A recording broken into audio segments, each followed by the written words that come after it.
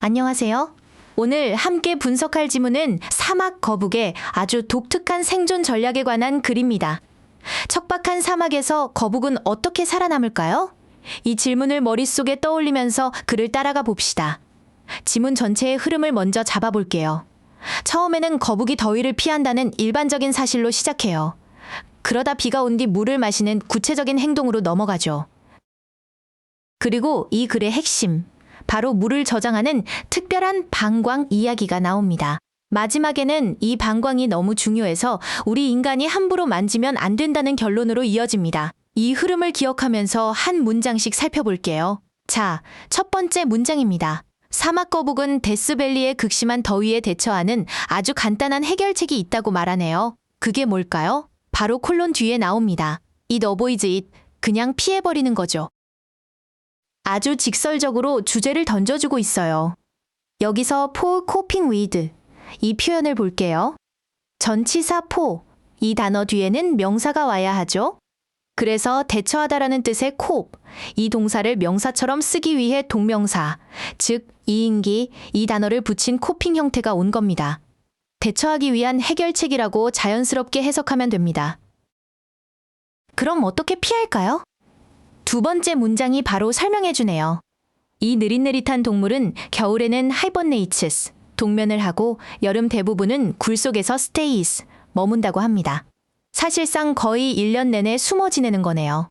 문장 끝에 쉼표 찍고 meaning that, 이 표현이 나오죠. 이건 분사구문으로 앞 문장 전체 내용의 결과를 설명해주는 역할을 해요. 겨울에 자고 여름에 숨어 있다는 사실, 그것이 의미하는 바는 바로 일생의 90% 이상을 immobil, 움직이지 않은 채 보낸다는 거죠. 앞 내용에 대한 요약 정리 같은 느낌이에요. 세 번째 문장을 보면 in fact, 사실은 이라며 내용을 강조하네요. 거북은 보통 only surfaces, 오직 모습을 드러낼 때가 있는데 바로 after a good rain, 흡족하게 비가 내린 후에만 그런다고 합니다. 여기서부터 물이라는 키워드가 중요해지기 시작하죠. 네 번째 문장에서 then, it gets to work, 그러고 나서 일을 시작한다고 말합니다. 무슨 일일까요? 다섯 번째 문장이 바로 답을 줍니다. 거북은 stocks up on water, 물을 비축하는데요. 두 가지 방법이 나오죠.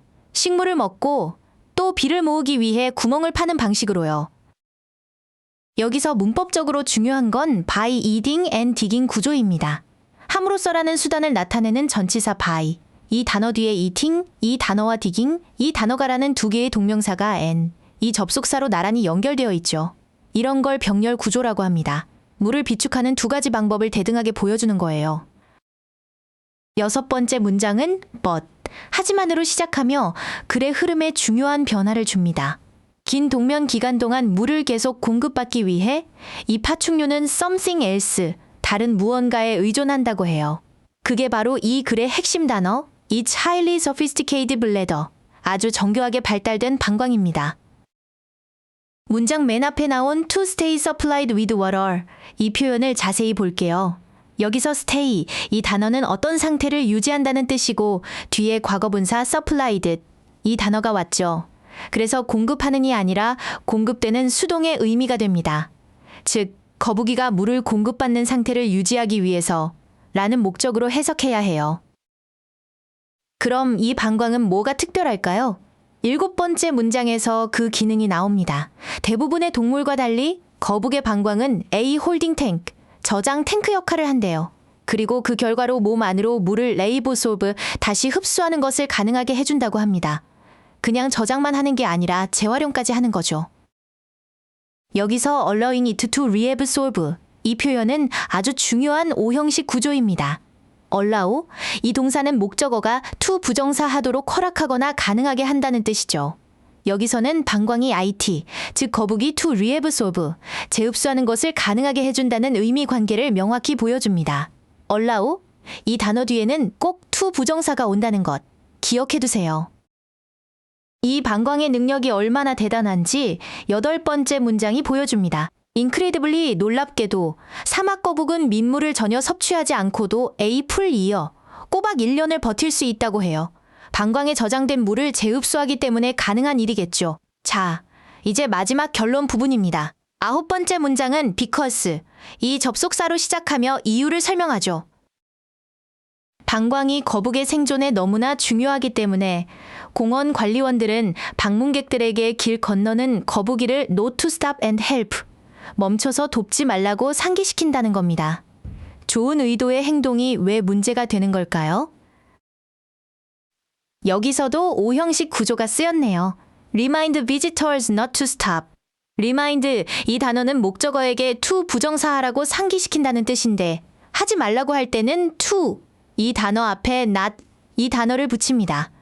방문객들에게 멈춰서 돕지 말라고 상기시키는 거죠. not, 이 단어의 위치를 잘 봐두세요. 마지막 10번째 문장이 그 이유를 명확하게 밝혀줍니다. 거북은 사람들이 자기를 들어 올리면 so terrified, 너무나 겁을 먹어서 그 결과 that they empty their bladders, 방광을 비워버린다는 거예요. 결국 소중한 물 저장고를 잃게 되는 거죠. 인간의 도움이 오히려 거북의 생존을 위협하는 역설적인 상황입니다. 이 문장의 핵심 문법은 so terrified that, 이 구문입니다. 너무해서 하다라는 뜻으로 원인과 결과를 나타내는 아주 중요한 표현이죠. So, 이 접속사 뒤에 원인이 되는 terrified, 이 형용사가 오고 that, 이 관계대명사 뒤에 결과에 해당하는 절이 따라옵니다. 이 구조 덕분에 왜 거북을 도우면 안 되는지 논리적으로 완벽하게 이해할 수 있죠? 오늘 지문의 핵심 어휘들을 정리해 볼까요? 가장 중요한 단어는 bladder, 즉 방광이었죠. 이 방광의 핵심 기능은 물을 리앱소브, 재흡수하는 것이었고요. 이 방광이 그냥 평범한 게 아니라 sophisticated, 아주 정교하게 발달했다고 강조했습니다. 그래서 거북이 저장한 물은 단순한 물이 아니라 생존을 위한 reserves, 비축물이라고 표현한 겁니다. 이 단어들의 관계를 이해하면 글 전체가 보일 거예요. 자, 오늘 강의를 마무리하겠습니다. 이 글은 사막 거북이 더위를 피하는 일반적인 방법에서 시작해서 물을 재활용하는 정교한 방광이라는 핵심 생존 비결로 깊이 들어갔습니다. 그리고 최종적으로는 인간의 선한 의도가 오히려 거북의 생존을 위협할 수 있다는 중요한 메시지를 전달했죠. 글의 흐름과 핵심 어휘, 그리고 중요한 문법 구조들을 다시 한번 복습해 보길 바랍니다. 수고 많았습니다.